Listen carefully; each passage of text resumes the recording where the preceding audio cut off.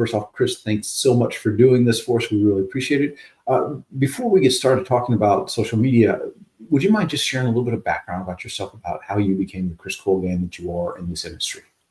Yeah, you know what? I got into real estate, I guess it's crazy, about 22 years ago. I was 20 years old, going to college at local community college. Didn't really like it that much.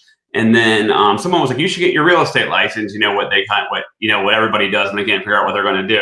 Got my license, and then I was actually a buyer agent for like 5 years on a team. Decided to do my own team, and that was like right when the market crashed. And then wrote all that out, did foreclosures, all that, and then went over to Remax and was like one of the top agents there, doing my thing with Remax, and then eventually started a team there, built it up, moved over to KW, and then I eventually ended over at EXP, where I'm at now, which I absolutely love. But yeah, I mean, it's been a good thing of like building teams, not building teams, and now I feel like I'm at a really good place right now. And that's kind of like where I've done. And just really quick, I got into social media in the beginning because I'm really into sneakers, and I have a crazy Air Jordan collection. I wrote one of the most popular ones in the country, and I started posting about it. And it became like viral. And then I met a bunch of celebrities through that. And I was like, you got to figure out a way to make this work for real estate. And I kept posting. I could never get it to work. And then finally one day I did, and it all popped off. So that's kind of like how I ended up where I'm at today. That's amazing. That's amazing. I didn't know you were a sneakerhead. Love to see a picture of the collection sometimes. Yeah, for sure. I'm betting that this will come out in our interview, but it's interesting, the weird tribes we form because of our predilections and our bents in life. I have a friend who she has a Facebook community group for, I think it's French bulldog owners. Right? For sure, yeah. And just, it's her thing. She likes it. It's not the only group that she has, but it's one of her passions. And when she gets deals out. So of course, yeah. I've gotten plenty of deals out of the sneaker stuff too. Yeah. People have followed me. They're like, I didn't realize you were in real estate, and they lived in the area and stuff like that. And they're really into it, and then it kind of just gives you a good connection. So yeah, it's fun. By any chance, are you the one who gave Leo those sneakers that he had that was like family on it and all? That wasn't me. No. Yeah, for me to give a pair of sneakers, it would have to be pretty rare. You know what I mean? For me, I usually I'm wanting to wear them. So. Yeah. But Leo, I could see hooking up with a pair. But yeah, that's funny. Yeah, one of the agents gave it to him. Sorry, neither here nor there. So with social media, you were kind of doing it before you were using it in your business. Let's start by just kind of talk about what platform or platforms do you focus on, and which don't you, and why not? Yeah, it's funny. I focus on Instagram. To me, is my number one focus. I also do YouTube, which is a totally different animal. But I'm a huge viewer of YouTube. I'm a big fan of YouTube. I watch it all the time, like more than like regular television. And then Instagram, I'm a big fan of. I think they've just done a really good job with it. And the thing that I like about Instagram is I think Instagram to the consumer has the most clout by far. So like usually if you have a lot of Instagram traction, followers, for whatever reason, the consumers have dealt like Instagram, like the celebrity factor. So I've always been a fan of Instagram, the way they do things, the way they reward, how they put out the content. And then, and that's kind of like why I chose it, just because I'm a viewer of it. And I enjoy the app. I don't like TikTok. I don't do as much because I feel like with TikTok, they're kind of like, hey, put something out there and we might make it go viral for no reason. They do a great job of just pushing stuff. You can make the greatest video ever and it'll get 50 views, and I can make a video of me and my cat and it will get 1 million views, and that's just no rhyme or reason. That's why I don't do that one. And then Twitter or X, I feel like with them, the way that they're at now, you've already have to be a celebrity or have a big following or willing to just post all the time. And I'm not really willing to do that there. And then one that I have started to dive in, I think we're in a unique time. I know this is kind of a little bit longer answer, but I feel like we're in a time now, because I've been doing this for a few years, where it used to be you had to have a ton of followers or they wouldn't push it. Now it seems like the apps don't care anymore. The social media, if you put out good content, they will get it in front of people because they're getting so good with their AI. And so I will tell you, I've really started to jump into LinkedIn. I've really leaned in with that. I feel like it's a different brand of consumer. It's a lot of business people. It's a lot of government people who can't have a social media. A lot of police officers who can't have one. And so I've really dove into that. But those are kind of like my rhyme and reason for like what I choose, what I do. It's kind of like what I consume and which one I'm on the most. Okay. But it sounds like then that Instagram is the primary, and then Instagram is definitely my primary one, and YouTube would be my second one. Yes. Yeah. Okay. Do you feel like, because it's funny that you mentioned LinkedIn, because I've talked to a number of agents who are big time social media lead generators. And although they use LinkedIn, it's more or less like a credential kind of website for them, right? Once they find my stuff, they might get curious about my background and want to know, so I need to have a good presence. Do you feel like you've got LinkedIn figured out as a lead generator all by itself? Not at all. Yeah, I don't feel like I'm there yet with it. Where I feel like I'm doing good with it is I noticed, I always look at it like this, right? With social media, it's really easy to get frustrated with social media. But the thing is, your sphere is watching it. That's what I tell people, like your sphere is going to be like looking at it, and people who know you. And if they don't see you out there, they're going to assume that you're not a busy realtor. So I will tell you, I've had, in the past week, I kind of just measure it all. I've had like 5 people I'm not friends with on Facebook. I haven't seen in years, and they've reached out to me and said, "Hey, I noticed your stuff on LinkedIn, what you're putting out there, and it's really cool content. Glad to see you're doing well. That's so cool. You're in real estate." I'm like, how the heck did you not know I was in real estate? So I'm noticing that I'm getting a different audience out there. And I'm also getting some business people that are like, "Hey, we should connect." Not in the real estate space, right? But like other spaces. And I'm like, yeah, let's chat sometime about social media, whatever you want. And so it's kind of like opening up my world, where Instagram, I'm definitely getting deals from. But yeah, LinkedIn, I haven't figured it out yet. Yeah, that seems, you're not alone. Right. Yeah. We're still looking for that. Well, let's talk about Instagram then, since that's your primary. So when you think about your approach on Instagram, is there a thread, a mindset that you have about how to use that tool? Yeah, there is. So here's the problem, I think. One thing I think that really broke mine open was in the beginning, like I was making content. I wouldn't say for realtors, but it was like real estate related. Yeah. And I think what ends up happening is, if you're like a realtor and you go out there and you say, "Hey, this is the funny thing about realtors," or this, or this is how you get your offer accepted. The algorithms are going to think you only want real estate people following you. So yeah, if you're in the attraction business, that's great. What I kind of decided to be was, I was like, you know what, you need to be like the local news source and random information for the town. Like, what do I see online, or what do I hear about that I'm like, that's really cool? Like maybe something's coming to the area, or maybe this is like something that everybody should know about, or this is a funny stat. And so my approach has kind of been get news and information out there first that's coming to the area. It's kind of be like a local source. Dabble in a little bit of like real estate. So maybe that's like 10 to 20% of the content. And then also bring in like news style headlines with like facts or something interesting. And so I kind of have like a 3-prong approach. And that's kind of like where I come from with it. So a good example would be if I heard about, there was like it's crazy. I heard about there was a hot air balloon and wine festival in like a month, 2 months. And I literally made a headline, and it said, "Hot air balloon and wine festival coming to Virginia, June, whatever." It had something like 10 million people interacted with it. Wow. And I mean, yeah. And so you might say like, well, hey, what does that have to do with real estate? It didn't have anything to do with real estate, but you know what it did? It brought them to my page. And then they look into my bio and they go, "Oh, he's with EXP, he's a realtor." And then they follow me and they engage with it. And that kind of brought the eyeballs to my page, so it's like doing things like that are informative, that's really what my main goal is like just bringing attention to my page.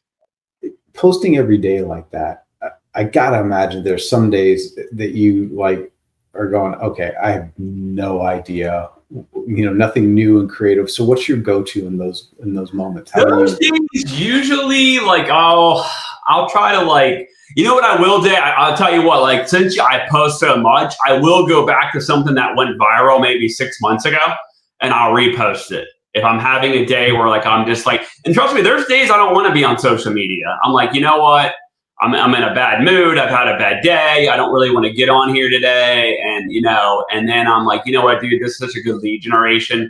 So a couple of times that I've reposted things like that. That's usually what I'll do, but there's nothing going on and I can't think of anything. But it's really super rare that I don't post on every day. That would be like my go-to is just reposting something from back in the day that did really well.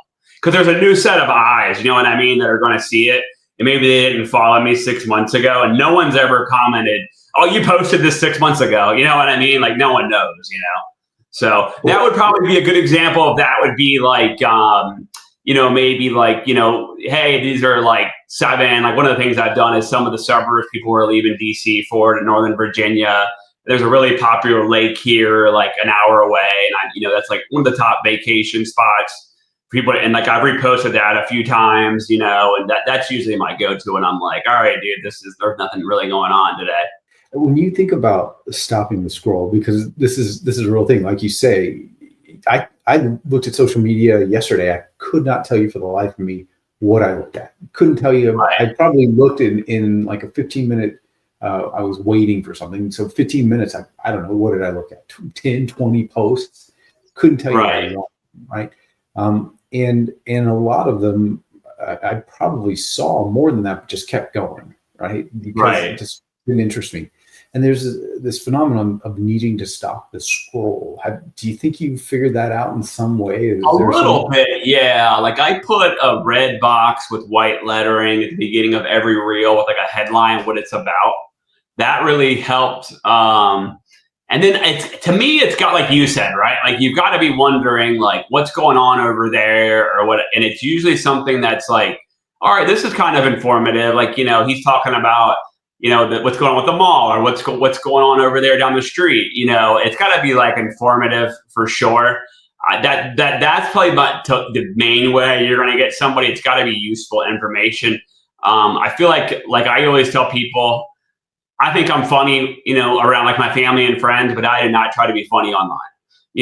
So to me, like if you're not funny, if you try to be funny, that to me, that always has a short span as well.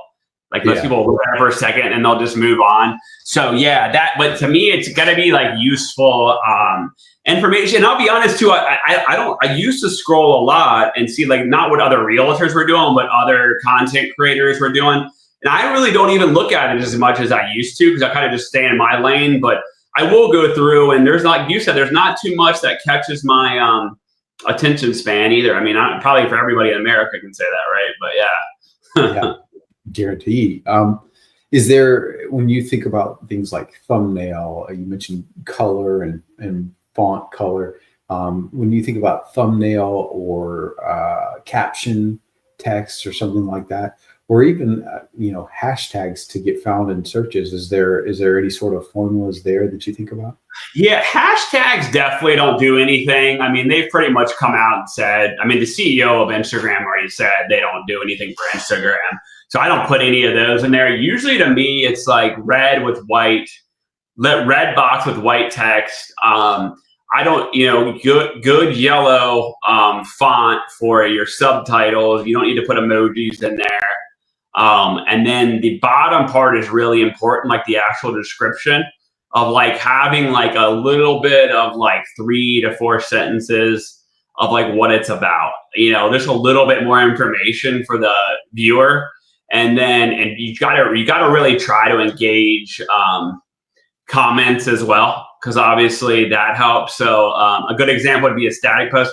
Now I knew this was the dumbest thing ever and it wasn't going to happen. I'm not a political guy, but somebody, of course, this matters for the DC area, but we have the public transit. It's called the metro system. And some Florida congressman introduced a bill. It's kind of funny. He introduced a bill to call it the Trump train. And I posted about that, not because I was like, oh, that's interesting, because what's going to happen? It's going to get 1 million comments. Yeah. You know, and it got 1 million comments, and it was like half of them were like, oh, that's a great idea. And half the people were like, oh, you know, we're living in hell, you know. And nobody was mad at me. It was just like, I was just the information guy. And so like stuff like that, like, and I put in the headline, what do you guys think? Would you ride the Trump train, or do you think this is an awful idea? And I knew what I was saying would get people talking, you know? Yeah. And so like stuff like that is like my number one goal. A really good, I really enjoyed the New York Post. I think they're like the best at headlines. So I usually will scroll like their page and I'll be like, what are they talking about? How do they, and all their headlines are catchy. They're funny. They're going to get you to read it, and their headlines do a good job with it. And you can even go into ChatGPT and say, make me a New York Post style headline, and it will do it. And it's, they're really, really good at what they do. And like another one would be Complex Media. They're a big company that I follow. They're like kind of like a lifestyle company, and they do well with headlines too. And that's kind of like, I think that's a huge like art. Like, to me, that's almost like an art form. Is I posted not the same thing. I mean, I've the local paper, I've said posted the exact same story they have, and had tens of thousands of likes, and theirs have had 100 because they didn't frame the headline right. That's, you know, yeah. I think that's a really good model too, because people have a very short attention span, and you got to say something clever in a short period of time. So you get all this traffic and all these views to your post. I'm curious too. I meant to ask you earlier. You get 77,000 followers. That's or thereabouts, I think you said. What percentage of your views are them versus just everybody out in the world? Yeah, so I think they're about like, when I've looked at it before, they're about like 15%, and then their 85% would be like about everybody else. Yeah. And naturally, like, I lose followers, right? Because like if you're in Maryland and the DMV, DC, Maryland, Virginia, or DC, I don't really talk about them. So they will follow me, and then they'll unfollow me. You know, like I don't really pay like who they are, but I just kind of gotten messages and like, hey, I really enjoyed your page, but I live in Baltimore, and you don't really talk about it. But yeah, so they about 15% would be like my followers, and then like 85% are like just people in the general public. You can really tell who's that for sure, like when something goes viral, because a lot of times like who's like a local, I would say like celebrity would be like news people or maybe even athletes that like my stuff, but they don't follow me back, you know, which is fine. But they're all like local, and I'm like, okay, like they're obviously pushing this locally. And like I've had a couple of the Wizards and the Commanders like stuff or comment, and you're like, all right, well, obviously they're showing it to like local people for sure. When you think about the secret to your success on that or any of the platforms, there's something we haven't talked about that you feel like is really important for people to understand? I would say yes. There's a couple key things for sure, especially for realtors. The number one thing is that realtors ask me, they go, who can I hire to do this? And I say, nobody.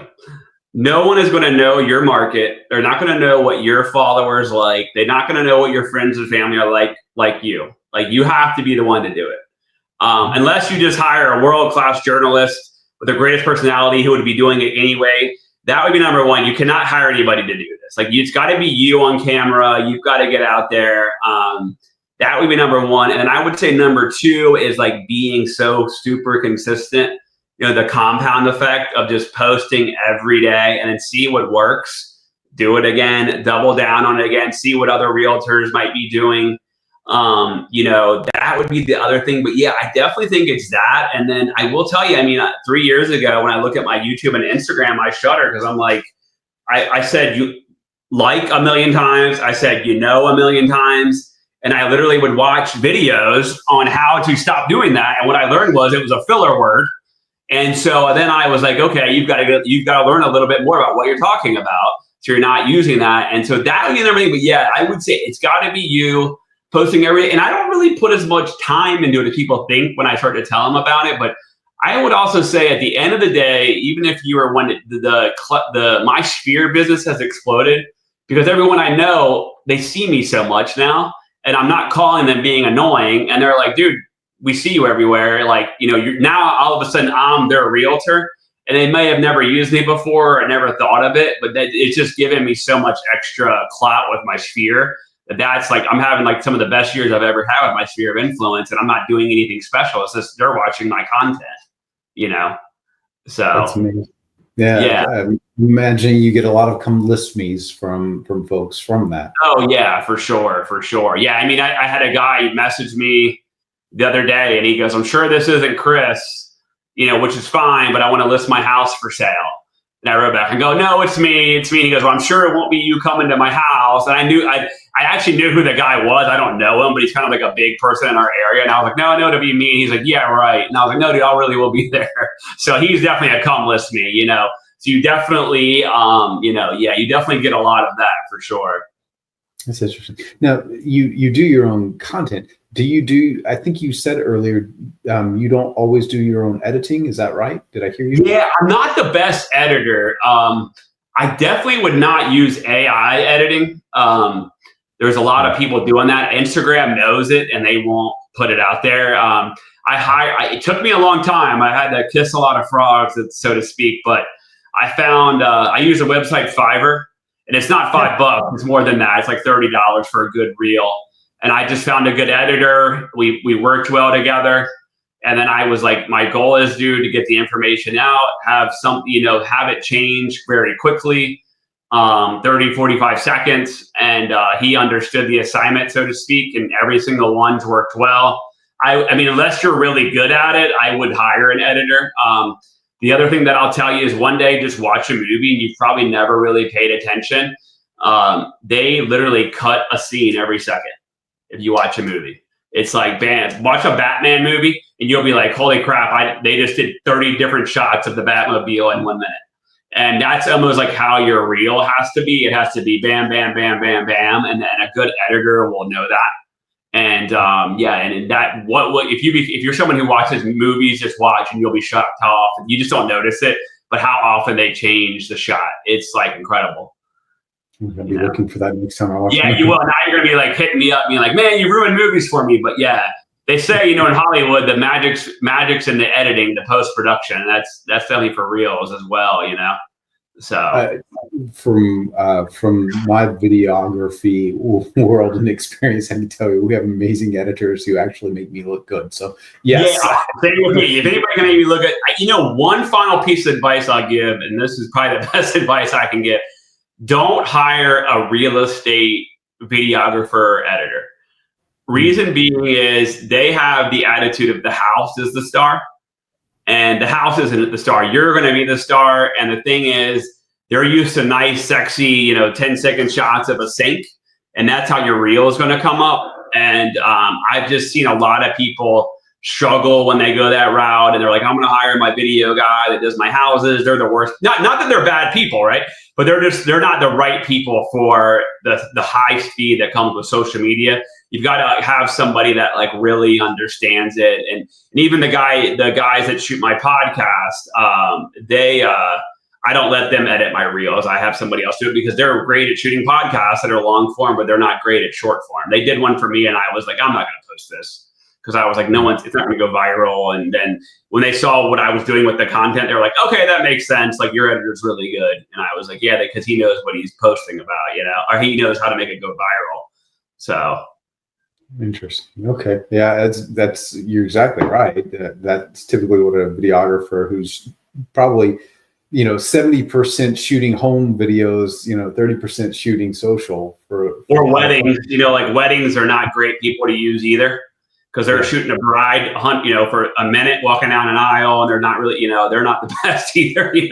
But there are. I will tell you, I think editing is probably that will be like a really, finding a good editor is like, a home run. If you find a good editor that knows what they're doing, you do have to learn. Once you find them and you click with them, it works really well. Yeah, Fiverr is a good platform. Anybody not familiar, it's Fiverr with 2 R's at the end. Yeah, it's a great platform. Very great platform. Yeah, Fiverr people out there myself. All right, sir. Thank you very much Thank for you. doing this. We really appreciate it. Appreciate you.